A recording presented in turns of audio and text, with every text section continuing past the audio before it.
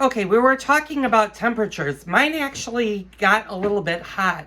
It went from 400 to 500 degrees, but I was able to rectify my cook. I have my chicken breasts cooking on my grill right now, and I noticed that the grill was getting a little hot. I closed the top vent, and when I opened it and flipped them, the temperature dropped about 50 degrees. So those are really quick tips. Also, make sure after you're done grilling and your grill is completely cooled, before you start grilling, make sure, especially if you're using a charcoal grill, that all of the vents are not clogged with charcoal. I always, after every cook or the next cook that I do, I always shake out my charcoal, and I have a basket that holds my charcoal, so it's easy to do, but I also clean the bottom. If you have a lot of charcoal buildup in your grills, what happens over time is they clog the airflow, so you're not getting enough air into your grill, which is causing your grills not to necessarily heat up or perform poorly. And you can rectify that with a good cleaning. I recommend it after every use. Can you reuse charcoal? The answer to that is yes. Charcoal, I use natural charcoal, so I don't use the Kingsford charcoal. And I know Kingsford charcoal turns more to an ash. What I would suggest if you're using Kingsford charcoal or a charcoal that you pour lighter fluid on, empty it every time. Save the charcoal that you can reuse and put in your fresh. In my case, I don't use any lighter fluid on my eggs.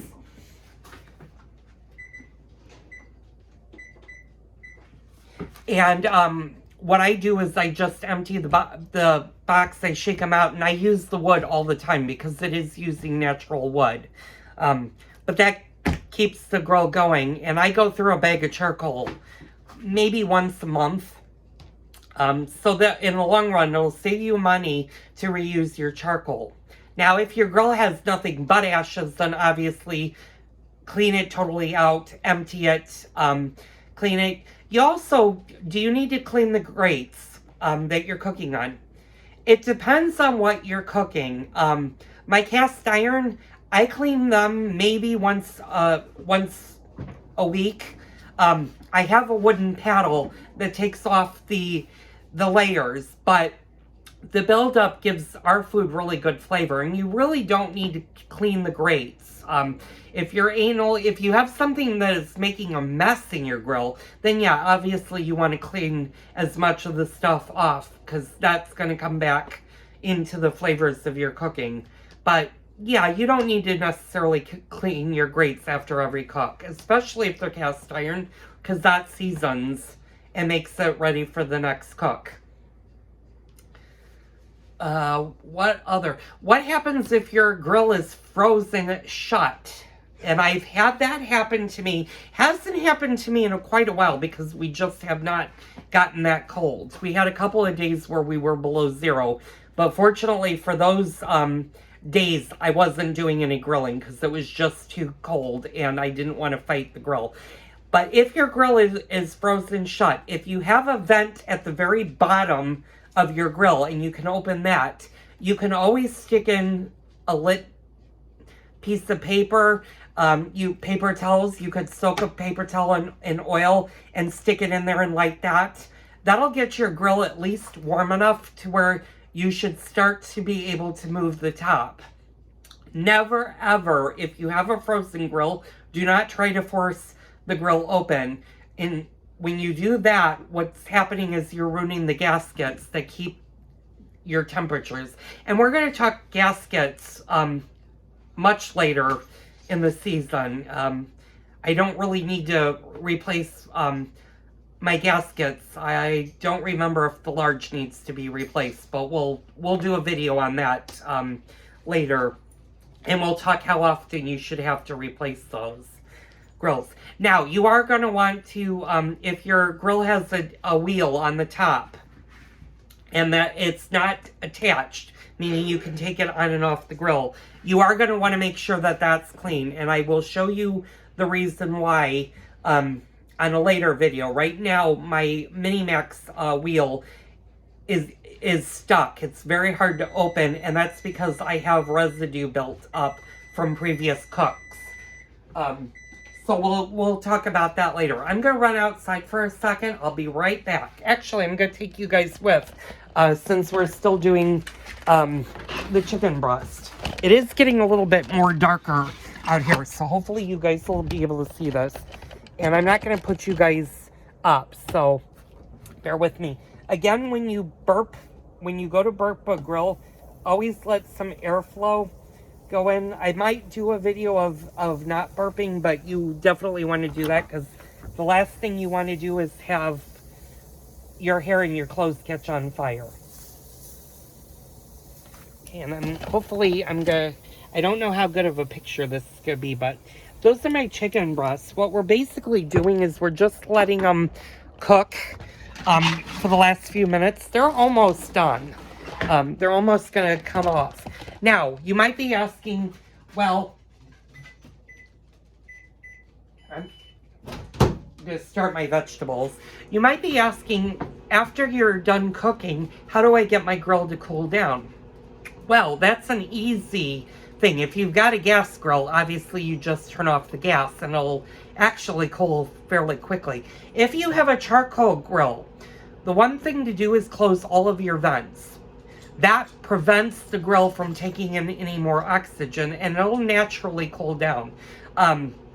When my chicken breasts come off, I'll put its actual cover wheel on the top, which is ceramic. I'll shut the base of it, and I'll put all of the tools. That'll drop my temperature of the inside of my grill by about 150 degrees. And then it just naturally will cool down as the night goes on. So by the time 10 o'clock rolls around, I can put the cover on it. Sometimes if I'm in a hurry, depending on if I've done a really long cook or if I've done a really short hot cook, I'll feel the bottom of my grill to make sure it's not hot. If your hand can't go on it and it's really hot, you can't cover it. If you cover it, you will start a fire. So, just keep that in mind when it comes to covering your grills. And I know we talked about when the grill, if your grill is frozen shut. There are different tidbits to do that.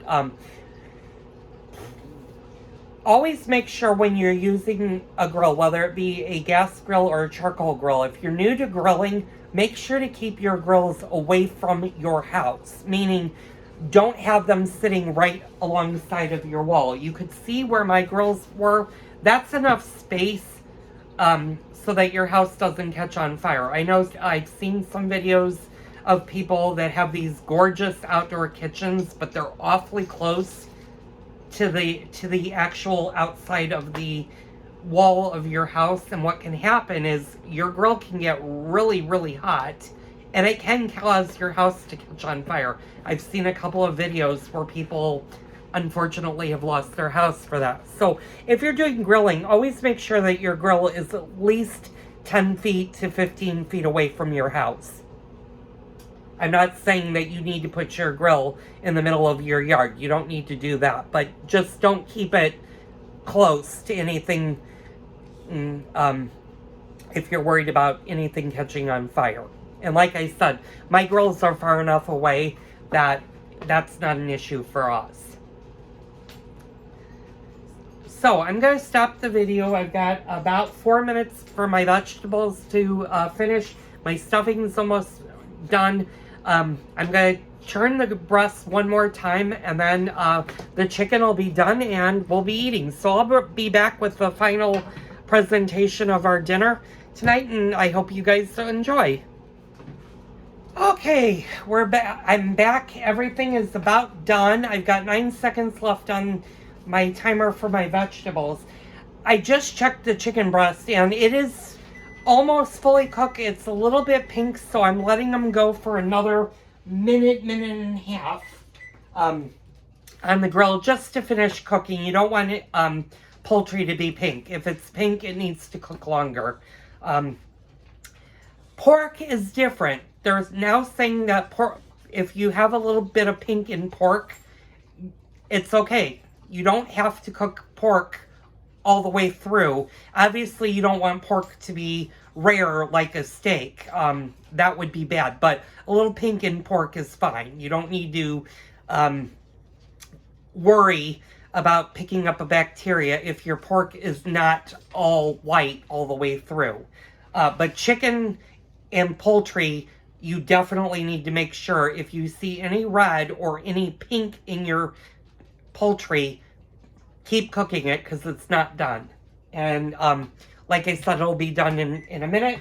My vegetables are done. My stuffing is done. What we're going to do is we're just going to take our fork and we're going to fluff our stuffing. And this was a very, very quick cook. I've been cooking for less than 15 minutes, and the prep work is about an hour.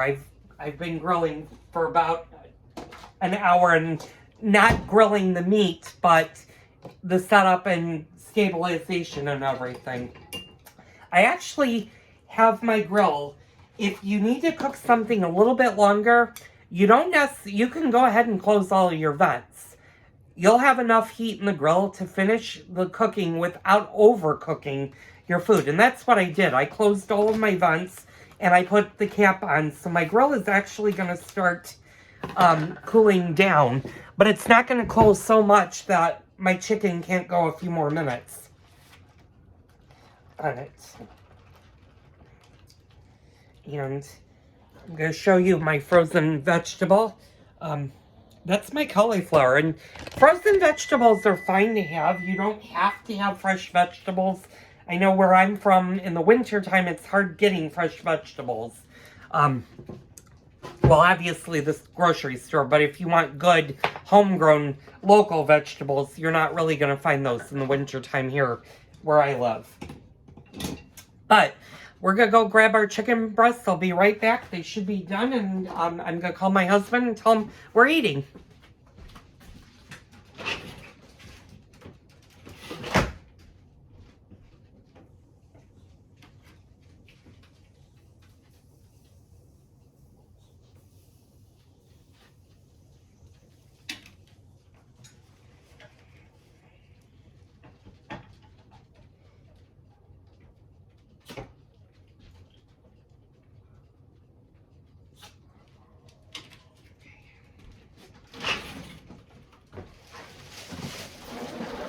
Okay, I know I had a little bit of dead air, and I do apologize.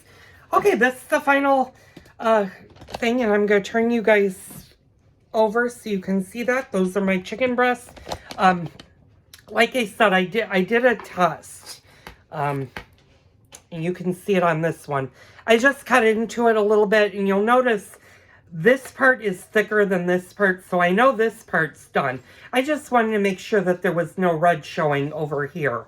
So I just cut it. It was actually fully cooked. It just had a little bit of pink in it. So I just let them go on the grill for a couple more minutes. And now they're perfectly cooked. So we're going to eat. Thank you for joining me. Hit the like button. Hit the subscribe button. I know one of you who happens to actually be a friend of mine wants me to do Swedish meatballs. I'm gathering up the ingredients for that. That's going to be probably a February, maybe mid-month video. I'm going to do Swedish meatballs. I've never made them, but we're going to attempt to do a Swedish meatball. If anybody that's viewing this has a good Swedish meatball recipe, shoot me a message and let me know what recipe you have and what you serve it with. So, thank you for watching. Tune in tomorrow for another Cooking with Joel video.